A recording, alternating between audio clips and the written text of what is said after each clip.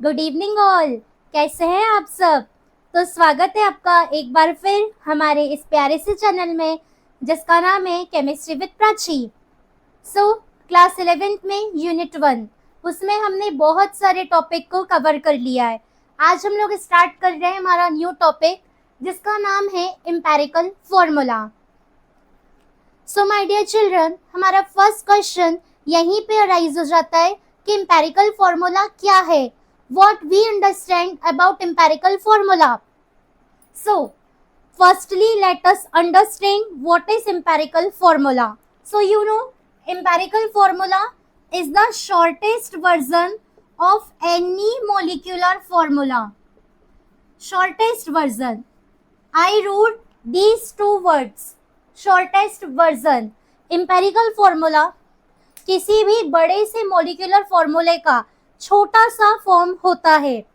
और हमें यदि क्लास 11th में यूनिट 1 के मैथमेटिकल पोर्शन से बात करनी है तो yes my dear children, empirical formula is a part of your mathematical problem. यहाँ से एक न्यूमेरिकल बनता है।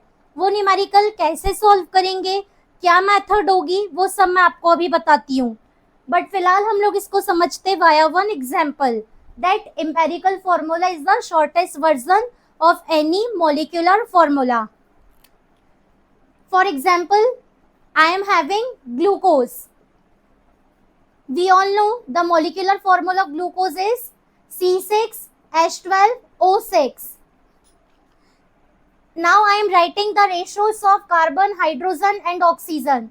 Carbon, ratio hydrogen, ratio oxygen. 6, ratio 12, ratio 6. Now convert these three numbers into simple whole number. We know 6, 12 and 6, all the three digits are a multiple of 6. तो इसका shortest form क्या हो जाएगा? 1 ratio 2 ratio 1. कार्बन का ratio 1 मतलब C, hydrogen के लिए 2 means H2 and oxygen के लिए 1. तो the empirical formula of glucose that means C6H12O6 is only CH2O. CH2O is the shortest version of C6H12O6.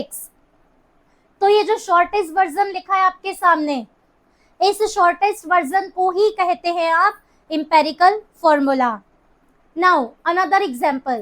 I am taking the example of acetic acid. The molecular formula CH3COOH. I can also write this C2H4O2. It is the molecular formula of acetic acid. Now we are writing the ratios.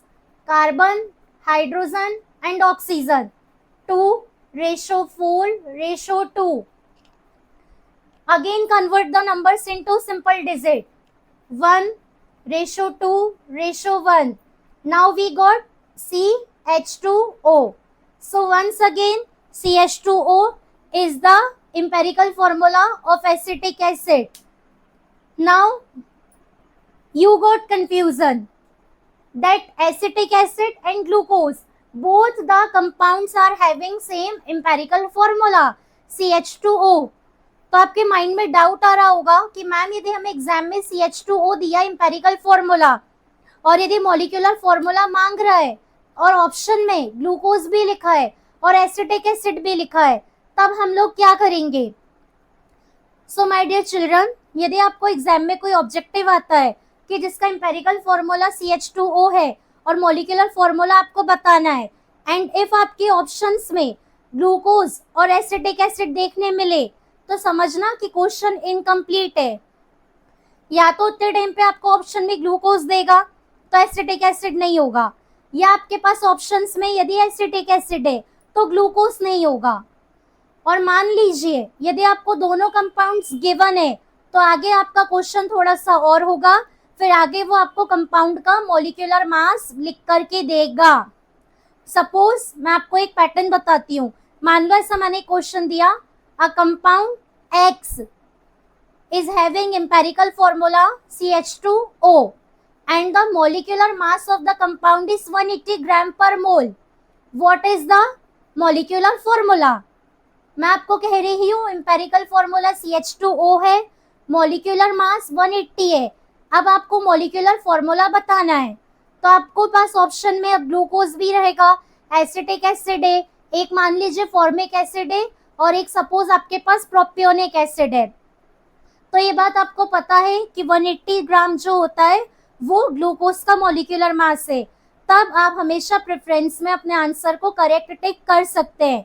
अब आपका जो correct answer होगा वो होगा glucose, है ना। तो I hope आपको भी समझ में आया होगा कि हम क्या कहना चाह रहे हैं। अब हम थोड़ी सी बात करते हैं न्यूमेरिकल पैटर्न पर, कि हमें मान लीजिए कोई क्वेश्चन दे और हमें एम्पेरिकल मास निकालने बोले या एम्पेरिकल फॉर्मूला निकालने बोले, तो हम कैसे निकालेंगे।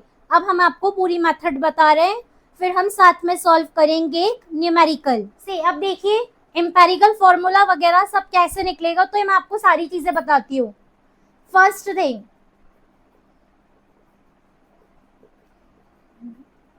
molecular formula equal to n multiplied by empirical formula।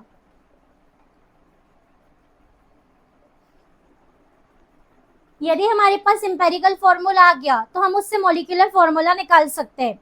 हमको अपने एम्पेरिकल फॉर्मूले में n का मल्टीप्लाई करना है। अब आप सोचेंगे n क्या है, तो मैं बता रही हूँ कि n क्या है। n रेशो है मॉलिक्यूलर मास का एम्पेरिकल मास के साथ।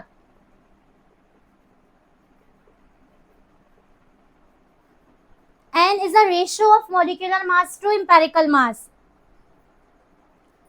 अब आप सोचेंगे कि मैम जब मॉलिक्यूलर फॉर्मूला ही नहीं पता तो मॉलिक्यूलर मास कैसे निकालेंगे, क्योंकि मॉलिक्यूलर फॉर्मूले से तो मॉलिक्यूलर मास निकलेगा। तो बेटा मॉलिक्यूलर मास आपको गिवन होगा। जनरली क्वेश्चंस में मॉलिक्यूलर मास गिवन होता है, गिवन इन क्वेश्चंस। एंड मान लीजिए यदि उसने आपको मॉलिक्यूलर मास नहीं दिया तो मॉलिक्यूलर मास की प्लेस में आपको वेपर डेंसिटी देगा। तो आप हमेशा एक रिलेशन याद रखना, molecular mass is equal to twice into vapour density. कभी भी आपको यदि न्यूमेरिकल प्रॉब्लम में वेपर डेंसिटी दे तो आप ये मत बोलना कि मॉलिक्यूलर मास तो गिवन नहीं है। यदि वेपर डेंसिटी दिया और मॉलिक्यूलर मास निकालना है तो वेपर डेंसिटी का 2 टाइम्स हो जाएगा मॉलिक्यूलर मास। तो ये कुछ स्टेप फॉलो करके हम किसी भी क्वेश्चन से एम्पेरिकल फॉर्मूले को जनरेट कर सकते हैं। अब मैं आपके सामने क्वेश्चन लिखूंगी, फिर हम लोग मिलके उस क्वेश्चन की हेल्प से एम्पेरिकल फॉर्मूला निकालेंगे। आप बिल्कुल साथ में चलिए। मॉलिक्यूलर फॉर्मूला, एम्पेरिकल फॉर्मूला मैं एक कंप्लीट क्वेश्चन में आपको करा रही हूँ। किसी भी स्टेप में डाउट हो तो आप इस वीडियो को रिवर्स करके देख सकते हैं। यदि आपको तब भी समझ में नहीं आता है तो आप कमेंट सेक्शन में हमें कमेंट करके अपने डाउट्स को पूछ सकते हैं। Now let us move towards the question. देखिए we have question, a compound contains percentage composition as, carbon का परसेंट है 40.6, हाइड्रोजन का परसेंटेज है 6.6 एंड ऑक्सीजन इक्वल टू 52.8%। हमें एम्पेरिकल फॉर्मूला और मॉलिक्यूलर फॉर्मूला निकालना है इफ वेपर डेंसिटी इज 30। तो इस क्वेश्चन में आप देख सकते हैं कि आपको मॉलिक्यूलर मास नहीं दिया। In place of molecular mass vapour density has already given, है ना। अब आप मेरे साथ चलिएगा, पूरी स्टेप में आपको बता रही हूँ और इजी सी इजी मेथड में बता रही हूँ। लेकिन उसके पहले एक बात क्लियर करना चाहूंगी, जैसे यहाँ पे आप देख रहे हैं कि आपको 3 एलिमेंट है, कार्बन, हाइड्रोजन, ऑक्सीजन। कभी भी यदि आपको एम्पेरिकल फॉर्मूले का न्यूमेरिकल होता है और एलिमेंट देते हैं तो सबसे पहले आप क्या करेंगे, एलिमेंट के साथ जो परसेंट देंगे उन्हें एक बार टोटल करिएगा। उन्हें टोटल करके या तो 100 आना चाहिए या तो नियर अबाउट 100 आना चाहिए। इफ 100 नहीं आ रहा, जैसे हमें 3 एलिमेंट दिए या 4 एलिमेंट दिए, हमने उन सबको ऐड करा, मान लीजिए हमारा आंसर 100 से कम आ रहा है, सपोज 88 आ रहा है, 72 आ रहा है, 64 आ रहा है, 100 से बहुत दूर है हमारा आंसर, तब आप हमेशा क्या करेंगे, आप वहां पे कंसिडर करेंगे कि आपको एक एक्स्ट्रा एलिमेंट ऑक्सीजन क्वेश्चन में गिवन है लेकिन उस ऑक्सीजन की इंफॉर्मेशन नहीं है। तो वो ऑक्सीजन का परसेंट निकालने के लिए आप क्या करेंगे, उतने टाइम पे आपको जितने भी एलिमेंट दिए रहेंगे उन पूरे एलिमेंट के परसेंट को ऐड करेंगे और 100 में से सब्ट्रैक्ट कर देंगे। फिर जितना भी आपका रिमेनिंग परसेंटेज बचा होगा आप उसको परसेंटेज ऑफ ऑक्सीजन कंसिडर करेंगे। मेनली स्टूडेंट सिर्फ यहीं पर गलती करते हैं, तो आपको पहले चेक करना है कि जो परसेंटेज दिया है वो नियरली 100 है कि नहीं है, और मान लीजिए बहुत ज्यादा दूर है 100 से, तो आप हमेशा वहां पे ऑक्सीजन को as an another element consider करिएगा। तो पहले हम लोग चेक करते हैं। कार्बन 40 ले लीजिए, हाइड्रोजन 6 ले लो, 40 एंड 6 46, और आपका ऑक्सीजन ले लीजिए 52, 46 and 52. Nearly we are having the given percentage in the figure of 98 and 99. Means nearly we are having the number nearest to 100. That means हमारा जो क्वेश्चन है उसमें हर एलिमेंट प्रॉपर गिवन है, यहाँ पे हमें कोई अनदर एलिमेंट की रिक्वायरमेंट नहीं है। और वैसे भी देखो अभी हमने थोड़ी देर पहले कहा आपको कि अनदर एलिमेंट में आपको ऑक्सीजन कंसिडर करना है, और ये वाली न्यूमेरिकल प्रॉब्लम में तो ऑक्सीजन ऑलरेडी गिवन है, तो हम दोबारा ऑक्सीजन कंसिडर नहीं करेंगे।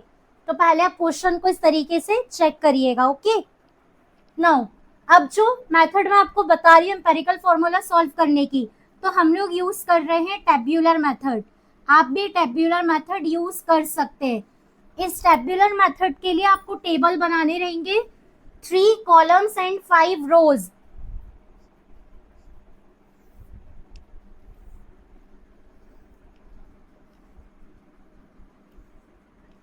देखिए अब आपका फर्स्ट कॉलम होगा एलिमेंट,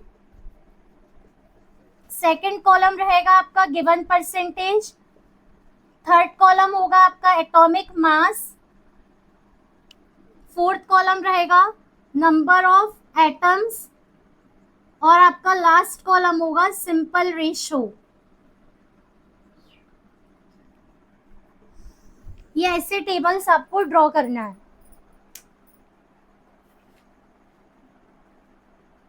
ओके, अब एलिमेंट में जो जो दिया है वो सब लिखते हैं। Carbon, hydrogen and oxygen. Carbon का percentage 40.6, hydrogen 6.6, oxygen 52.8। Atomic mass carbon का 12, हाइड्रोजन के लिए 1, ऑक्सीजन के लिए 16। Sometimes it will be given and sometimes it won't. If it won't given, so you should remember it. Now we are giving the columns as number. Column A, column B, column C, column D and column E.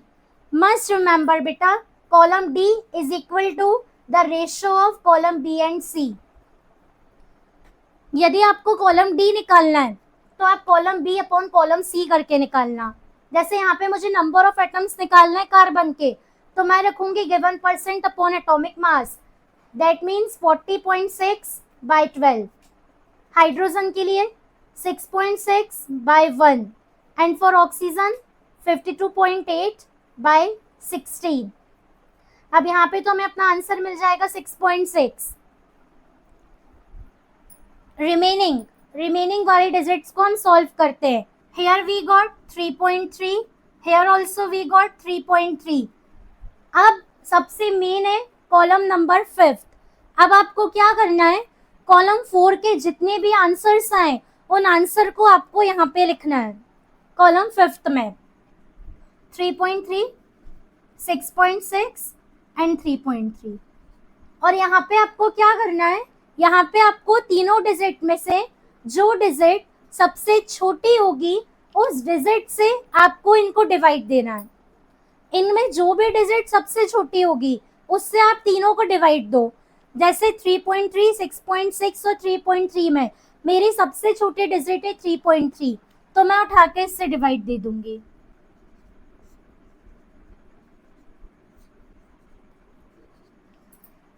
यहाँ पे तो मुझे मिल जाएगा 1, यहाँ पे भी मुझे मिल जाएगा 1। अब 6.6 डिवाइडेड बाई 3.3, यदि इसे मैं डिवाइड देती हूँ तो इसमें मुझे मिल जाएगा 2, तो यहाँ पे आ गया 2। बस हमारा क्वेश्चन सॉल्व। देख रहे हैं आप एम्पेरिकल फॉर्मूला निकालना कितना इजी है। फर्स्ट, सेकंड और थर्ड कॉलम के लिए तो आपको मेहनत करनी ही नहीं है।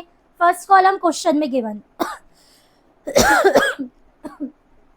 First column is for the column of element, it is already given in your question. Given percentage भी आपको क्वेश्चन से उठाना है। एटॉमिक मास समहाउ क्वेश्चन में दिया होगा, और नहीं दिया होता है तो आपको पता है ऐसे एलिमेंट जिनका एटॉमिक नंबर इवन है उनका एटॉमिक मास डबल होगा, और ऐसे एलिमेंट जिनका एटॉमिक नंबर ऑड है उनका एटॉमिक मास डबल प्लस 1 होगा, एक्सेप्ट हाइड्रोजन एंड नाइट्रोजन। तो ये आप वहां से रख देना। अब कॉलम फोर्थ के लिए क्या करना है, column B upon column C, तीनों को डिवाइड कर लो, जो भी आंसर आया उसको कॉलम फिफ्थ में लिख दो एज इट इज। फिर कॉलम 5 में जो भी डिजिट सबसे छोटी होंगी उससे उठा के वापस से सबको डिवाइड दे दो। और ये जो आप डिवाइड देने के बाद आंसर लाओगे इसे कभी भी डेसिमल में मत लाना, यहाँ पे आपको सिर्फ सिंगल डिजिट चाहिए। आपकी मेन सिंगल डिजिट आ गई तो आप आगे बढ़ना। अब इसके आगे मैं आपको बताती हूँ कि इसके आगे क्या करना है। चलिए, तो इसके आगे हम सॉल्व करना शुरू करते हैं। सो देखिए, अब हमारे पास फॉर्मूला क्या रेडी होता है। अब हम यहाँ पे इसे लिखेंगे, ratio of carbon hydrogen oxygen is 1:2:1। So empirical formula equal to CH2O. So my dear children, CH2O is your empirical formula. But have a look on the board. यदि आप सिर्फ CH2O निकालते हो मतलब आपने क्वेश्चन को हाफ कंप्लीट किया है, क्योंकि क्वेश्चन में हमसे बोला है determine empirical formula and molecular formula. अभी हमने एम्पेरिकल फॉर्मूला निकाला, अब अपन निकालेंगे मॉलिक्यूलर फॉर्मूला। तो मॉलिक्यूलर फॉर्मूला निकालने के लिए पहले हम लोग निकाल लेते हैं एम्पेरिकल मास। आपको पता है एम्पेरिकल मास कैसे निकालेंगे, mass of carbon 12, mass of hydrogen 2 into 1, mass of oxygen 16।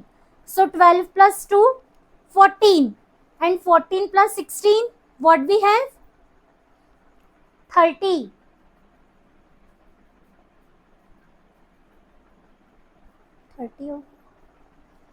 14 plus 16 we have 30।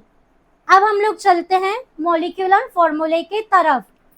तो आपको याद होगा जस्ट थोड़ी देर पहले हमने आपको एक तरीका बताया है, molecular formula is equal to n into empirical formula. अपने पास n नहीं है, अपन को n निकालना है। अब हम लोग ये देखते हैं कि हम लोग n कैसे निकाले। तो हमने आपको n निकालने का भी तरीका बताया, यदि आपको ध्यान होगा तो हमने आपको n निकालने का तरीका बताया था, और वो तरीका था n is ratio of molecular mass and empirical mass. n ratio है मॉलिक्यूलर मास और एम्पेरिकल मास का। फिर मैंने आपको ये भी कहा था कि मॉलिक्यूलर मास गिवन होगा, पर इस क्वेश्चन में यदि हम देख रहे हैं तो मॉलिक्यूलर मास नहीं है, लेकिन वेपर डेंसिटी दी है। And we know molecular mass is just equal to twice of vapour density. Vapour density 30 है, इसका 2 से मल्टीप्लाई कर दो तो आपको मॉलिक्यूलर मास मिल जाएगा 60।